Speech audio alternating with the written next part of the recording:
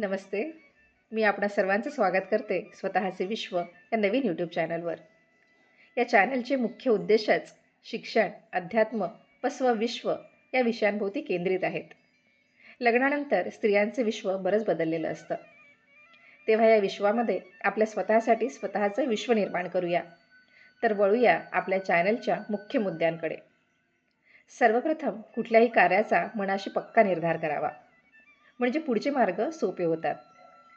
तेव्हा सर्वात आधी आपले जे काही शिक्षण झाले असेल त्या सर्व डॉक्युमेंट्सची फाईल बाहेर काढा. कदाचित कित्येकींनी लग्नानंतर आपले शैक्षणिक डॉक्युमेंट्स कुठे ठेवले आहेत याचा सुद्धा विसर पडला असेल.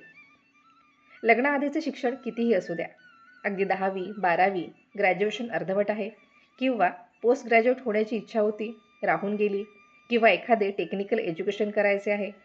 हो, शिक्षण कितीही असू द्या, शिक्षणाला पुन्हा नव्याने सुरुवात करायची.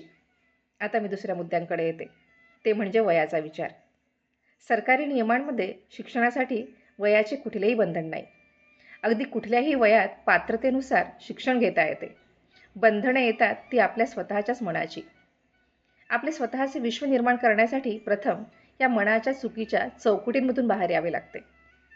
शिक्षणाचा वसा घ्यावा. निश्चित उद्दिष्टे साध्य होईपर्यंत मी मागे फिरणार नाही. कुणासाठी नाही तर स्वतःसाठी शिका. शिक्षणाचा मला काही फायदा होईल का? मग नोकरी लागेल का? नोकरी तर करायची नाही, मग शिक्षण कशासाठी? मुळात याच विचारपद्धती चुकीच्या आहेत. शिक्षण क्षेत्र केवळ डिग्रीज बहाल करत नाही, तर आधुनिक व वास्तव परिस्थितीची जाणीव पण करून देते. कितीतरी गोष्टी नव्याने शिकतो आपण. स्वतःलाच बदल जाणवायला लागतात. आता सगळीकडेच ऑनलाईन व्यवहार चालतात.